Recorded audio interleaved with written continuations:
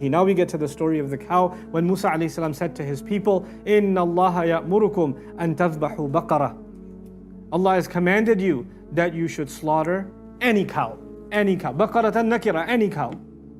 Now the backstory of this is not mentioned once again in the Hebrew Bible. It is not found. What is found is Musa's instructions, what should happen if a murder takes place. It's like a list of laws. Here's what you do when war happens. Here's what you do when famine happens. Here's what you do when a murder happens and you don't know who the killer is.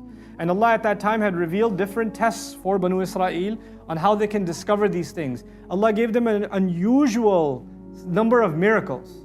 Allah even says in the Quran, وَآتَيْنَاهُمْ مِنَ الْآيَاتِ مَا فِيهِ بَلَاءٌ مُبِينٌ. We gave them all kinds of miracles, and each of them had a great clear test in them. So even like a murder investigation, you could solve it through a miracle.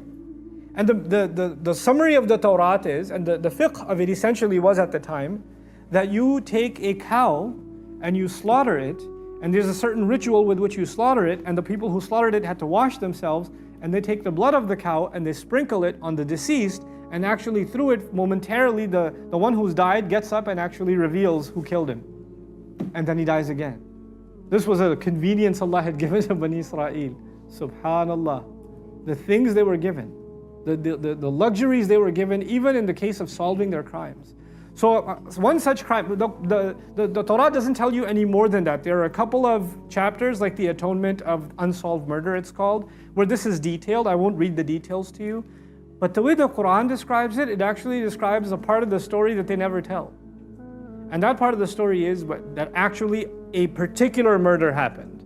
Musa was not talking in general, if a murder happens, then you do this. One had actually happened. And they came to Musa alayhi salam because they couldn't resolve it among themselves. And they said, we need to figure out who killed him. And Musa alayhi salam gives them the following instruction. It is Allah, in fact, He's commanding you to slaughter any cow. And He started with, Inna Allah ya'murukum. If they believe in Him as the messenger of Allah, here's what He needs to say. اذبحوا بقرة. Slaughter a cow. If Rasulullah ﷺ told us to do something, we wouldn't say, wait, is that you or Allah? We just do it. Because سمعنا وأطعنا. When the Rasul speaks, it's from Allah. ما ينطق عن الهوى. He doesn't make stuff up on his own. But Musa alayhi salam knows that they don't respect what he says. And he's hoping maybe they'll respect what Allah says. And even then, you could say, يَأْمُرُكُمُ Allah is telling you, Allah is commanding you, Inna Allah ya'mur. I am telling you guys, for real, it is in fact Allah, not me. He is telling you, slaughter a cow. The uslub, the way in which Musa alayhi salam says it, the way the Arabic language captures this, is to suggest that they hear this and say, come on, just tell us some practical advice. What do you mean slaughter? We have a murder case here, you want us to go get some beef. You know, and they're like, they don't want to hear it. And so Musa alayhi salam has to use convincing language. Like he's trying to win a case. Guys, listen to what I'm saying. Just go slaughter any cow. Just do it. And they respond, قَالُوا أَتَتَّخِذُنَا هُزُوًا. Are you taking us for a joke? This is how they talk to their messenger. Are you taking us for a joke? This is, by the way, after سَمِعْنَا وَأَطَعْنَا خُذُوا مَا آتَيْنَاكُمْ بِقُوَّةٍ. Whatever I give you, you better hold on to it with all of your might. They said, we hear and we obey, but Allah knew what they actually said, and what they meant was we hear and we disobey. The asina in Hebrew, which means obey, is asayna in Arabic, which is disobey. That's what they meant. And now the test comes. Musa alayhi salam says, slaughter a cow. And they say, are you kidding? Seriously? Before I go on with this story, we need to understand what the lesson for the Muslims here is. There are instructions that are from Allah. You are not to make logical sense out of every instruction of Allah. That's not your place, and that is not my place. Our place is to arrive that this religion is true based on questioning and reasoning and inquiring, yes. But once we come to the fundamental truth that this book is revelation, that Muhammad is the messenger, sallallahu alaihi wasallam. Ask as many questions as you want. How do you know he's a messenger? Fine, those are fair questions. Allah does not want you to accept this religion with your eyes closed. Ad'u ila Allahi ala basiratin. I call to Allah with eyes open, with full insight. I don't just want you to close your eyes and believe this religion. That's not this religion. But once you accept it, once you are convinced that He is the messenger of Allah and this is the book of Allah, then from within His instructions, you say, this 3 rak'ah for Maghrib. Can you explain to me why it's 3? It's not making sense to me. And why is Isha 4? Because until that makes logical sense to me, I'm not sure if I'm going to pray. Then if that's explained to you, then you say that's zakat, 2.5%. What about 2.25? How about 0.25%? Why is it 2.5%? If you start asking these questions, let me tell you, these questions will never stop. And if you turn this religion into, until I am satisfied with the common sense, rationale behind every instruction God gives, until then I will not follow it, then you're in the wrong religion. There's a place for asking questions. What is that place? There's a couple of those places. One, why should I believe in Islam anyway? Why should I believe in the Quran anyway? Why should I believe in Muhammad anyway? Sallallahu Alaihi Wasallam. Then after that, what are the questions you're supposed to ask? Is this really what Allah said? Is this really what it means? How do we know for sure that's what it means? Investigate, what is it the instruction of Allah and His Messenger is, Sallallahu Alaihi Wasallam. Do your research, ask your questions, you don't ask why did He say this? You ask, did He really say this? That's a fair question. Did He really say this? Is this what it really means? Is that how we're supposed to apply it? Those are all fair questions now. Those are questions once you come inside the faith. So when you're not in the faith yet, you can ask the question why. When you're inside the faith, you've already resolved why. The only other questions left are now how and what and when. Those are fine. Those are fair questions. Those are fair questions. You get it? So now here, they've already come into the religion, and now they're saying, make sense of it for me. Why should we slaughter a cow? Are you kidding me? What does that have to do with a murder? Musa alayhi salam hears this nonsense, and Musa alayhi salam is really angry. Because when they say, are you taking us as a joke? They're saying, أَتَتَّخِذُنَا هُزُوًا. Are you taking us as a joke? But Musa didn't say anything, alayhi salam. Musa said, إِنَّ اللَّهَ يَأْمُرُكُمْ. Allah is the one commanding you. So when they say, you are offending us, or you think we're kidding, you're making fun of us, or you're kidding around, or you're wasting our time, Musa alayhi salam recognizes that they're actually making fun of who? Allah Azza wa Jal. They're talking back to Allah.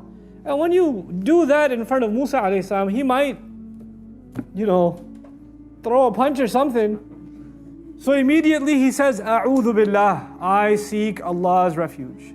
An akuna min al-jahilin, that I might become of those who lose their patience. Jahil in Arabic is the opposite of two things. Jahil is the opposite of aqil, someone who understands or knows, or alim. Someone who knows, alim. Someone who's ignorant, jahil. Jahil is also the opposite of halim, someone who forbears, tolerates, puts up with something. And someone who has no control over their emotions can also be called jahil. You could be a PhD and be a jahil, because you're driving like a jahil on the highway or something. That it could be. Musa alayhi salam is saying, you have said something that makes me want to knock your teeth out, and I'm about to do it. I seek refuge of Allah that I might lose it. That I'm just going to lose my control. Because I described to you before, Musa alayhi salam has no small temper. And then on top of that, Allah describes his figure as wastawa. Istawa is used for the bark of a tree when it becomes firm. He is legitimately ripped. So when he'll hit you, you're going to die. That's what's going to happen to you. So now, and that's why you probably even understand, even though Allah Azza wa Jal is the one, breaking the rock with water and bringing out the 12 springs, but it's the staff of Musa alayhi salam. It's a symbol of strength too. But anyway, قالوا ادعوا لنا ربك, and they're trying to pull his leg. They think it's a funny thing. ادعوا لنا ربك يبين لنا ما هي. Go pray to your master. And if you do ask him, he will clarify for us what it is. What is what? A cow. Are you asking him to go find out what a cow is? You don't know what a cow is? He just said slaughter a cow and you say mahiya? Ayyuha would have been, which cow should we slaughter? They didn't ask that. They just said, what is it? And this is the stupidest question you can ask if you're told, slaughter a cow. Well, slaughter what again? Could you find out? Idiot, I just told you cow. What do you mean, what? What is it? This is them pretending to be stupid. And in this, Allah is describing a group of people that will always exist in religion, who will have the kind of hypocrisy that they will ask stupid questions on purpose. Within the religion, they will ask stupid questions on purpose. And they will do so to make you upset. You're going to go to, Eid is coming. And when you go to your Eid party, you're going to be sitting next to people that don't come to the masjid because it's Eid. And they see a beard on your face, or they hear that you were in i'tikaf, or that you were sitting in the tarawih, then they're going to ask you some stupid questions about religion. Oh my God. And you're going to sit there going, haram, kufr, shirk, nifaq, all of them in one sentence. How do I, and they love doing that to you.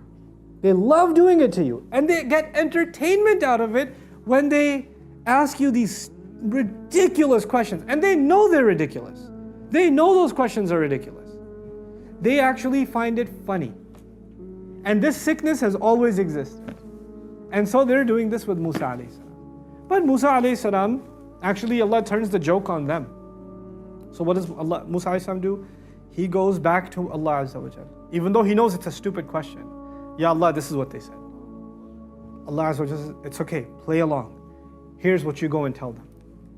Allah knows they're being idiots. Musa alayhi salam also knows they're being idiots. But Allah Azza wa Jal decides, like I told you before, when people want to go down the wrong road, what does Allah do? He opens more doors. No, let them ask again. Let them ask again. Did Allah know what they were going to ask? So Allah knew they were going to ask about the color. He knew. He could have answered that the first time. He could have said, Allah has told you to slaughter a yellow cow, brilliant in color, that everybody looks at and stares at.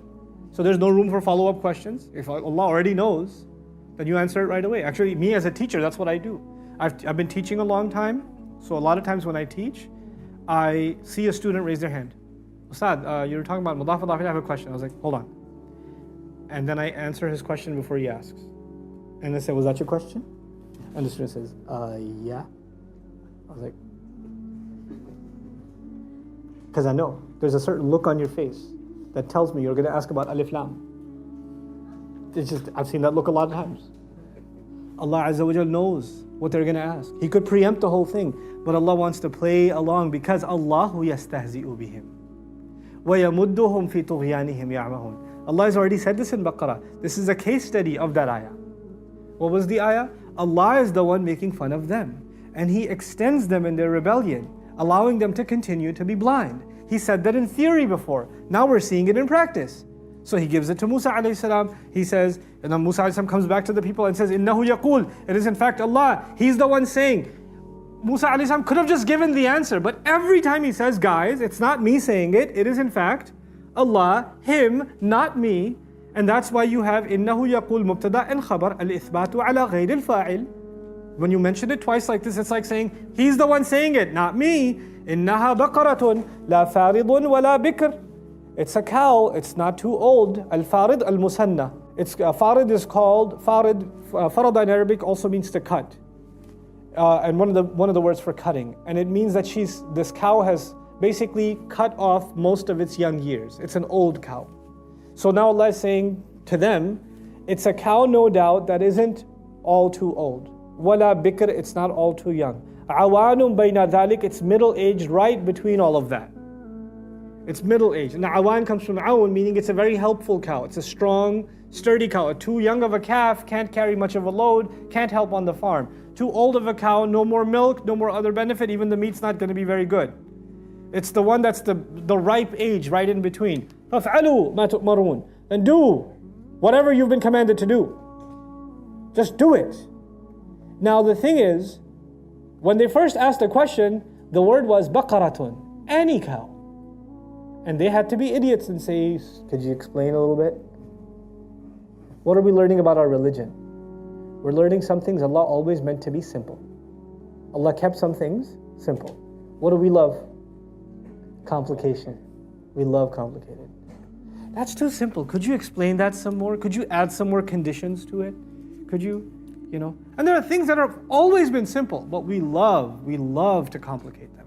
We love to add complexity on top of complexity on top of complexity.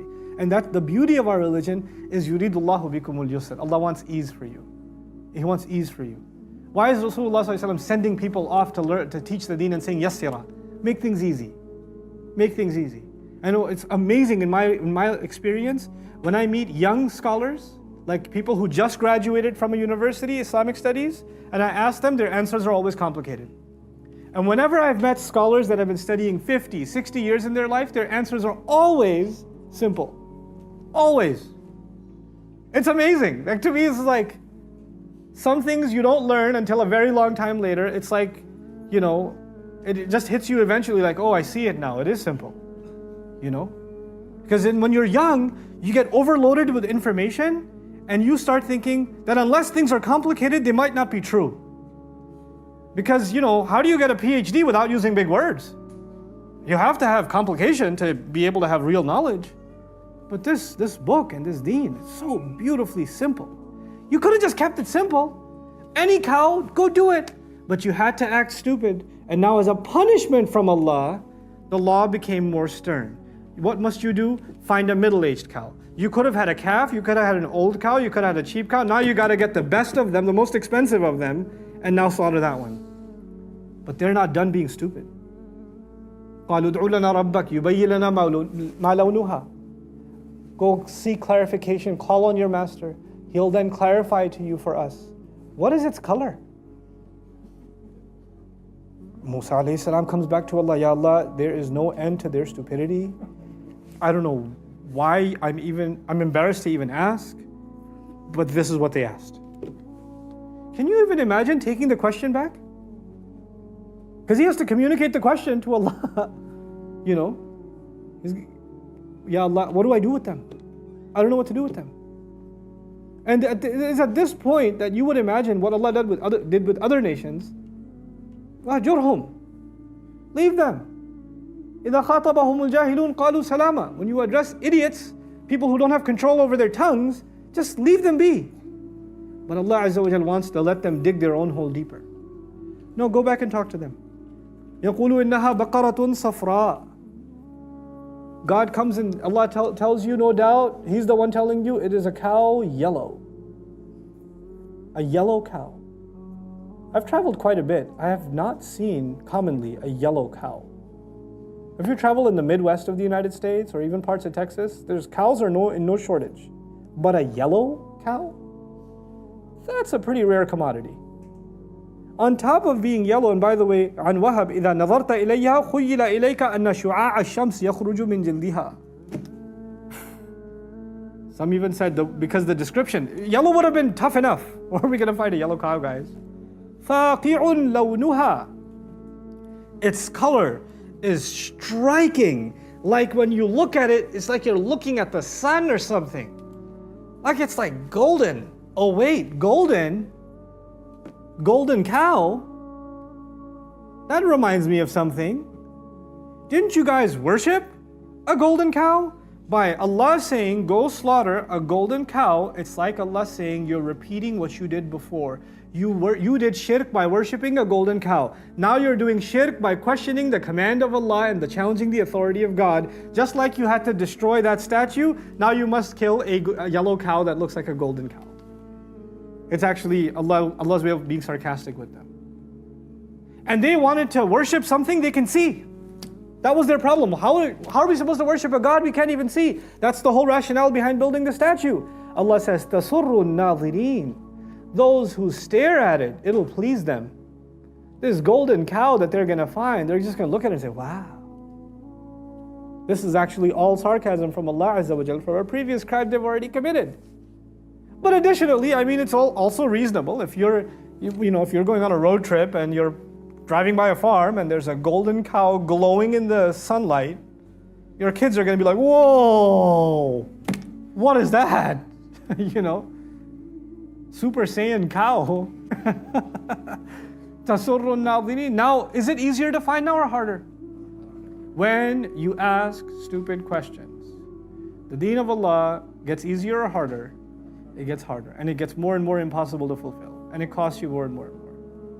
Ask questions, but ask intelligent questions. And don't ask questions to mock the religion. It'll be harder for you to live by. قَالُوا ادْعُ لَنَا رَبَّكَ يُبَيِّن لَنَا مَا هِيَ. Oh my God, they're so awesome. Go call back on your master. Call on him for us. He might clarify for us. What is it? What is it? Wasn't that your first question? The first question they asked was, مَا هِيَ. The last question they're asking now is what? مَا هِيَ. Same exact question. What are you learning about stupid people who make fun of religion? They ask a dumb question. Even if you give an intelligent answer, 20 minutes later, what are they going to do? Ask the same dumb question. They won't let go of it. They'll ask the same. If you know your cousin like that or your uncle, he asks the same dumb question at every Eid party. It's the same one. You've answered it every time. But he's not going to let go. مَا هِيَ إِنَّ الْبَقَرَةَ تَشَابَهَ عَلَيْنَا. The cow, this whole cow business, they didn't even say Baqarata. They say Baqarah. The idea of a cow, like it's the jins. The idea of a cow, the whole thing is just all too confusing for us. تَشَابَهَ عَلَيْنَا. وَإِنَّا إِنْ شَاءَ اللَّهِ لَمُهْتَدُونَ. Okay, fine. This is the last time we're asking. We for sure, if Allah wills, we are going to be committed to guidance. Meaning this is not our fault. This is of course Allah's will. You know, we're ready to commit to guidance, but the problem is Allah hasn't willed it for us yet. And that's yet another problem of people who make fun of religion. They violate the religion, but they say they are this way because Allah willed it to be this way. They'd like to blame Allah for it. قَالَ إِنَّهُ يَقُولُ. Finally, he says, Allah is declaring, إِنَّهَا بَقَرَةٌ لَا ذَلُولٌ. It's a cow that has not been put to work and exhausted. ذَلُول from dhilla. To be domesticated, meaning it's a wild, go wherever you want kind of cow. Well, how do you get a strong, golden, cow that is of perfect age and it's never been put to work? The only purpose of raising a cow is to put them to work. لَا تَسْقِي الْحَرْثَ. It's never even carried buckets of water. It's not given water. You know how you put the rod over the cow and you have the buckets of water carrying it? It's never done any of the carrying. Musallamatun, it's very well built, strong. A muscular cow, golden in color, never put to use, of the perfect age. La shiyata fiha. There's not a single spot on it. There's not a single blemish on it. Check the entire cow. If it's even a single black dot on it, nope, not a golden cow. We need to find a spotless, golden, perfectly ripped, unused, untouched, straight off the lot, cow. Where are they going to get this from? قَالُوا الْآنْ جِئْتَ بِالْحَقِّ. And they sarcastically said, okay, now you've brought the truth. Okay, fine, let's just.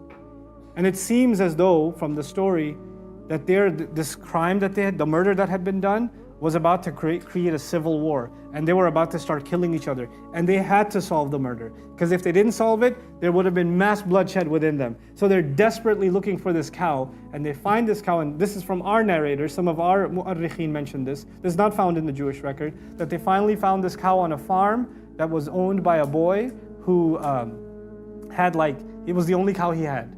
And it was left by his dad. And they never put it to work. And he said, I'm not selling it. And they said, just please sell it. And he said, okay, fine, I'll give it to you. It's weight in gold. Now, where do you think they got the gold from? The cow they already melted. Right? So they had to give up that gold to get this gold cow to slaughter it. And so it cost them quite a bit. فَذَبَحُوهَا. So then they slaughtered it. وَمَا كَادُوا يَفْعَلُونَ. And they almost didn't do it at all. They almost did. But these details are not qat'i, they're not absolute. We don't know for sure that's what happened. But we do know one thing for sure. They almost didn't even do it after all the clarifications were made. Even when they were put on the spot. فَذَبَحُوهَا وَمَا كَادُوا يَفْعَلُونَ. They slaughtered it, even though they almost weren't even willing to do that.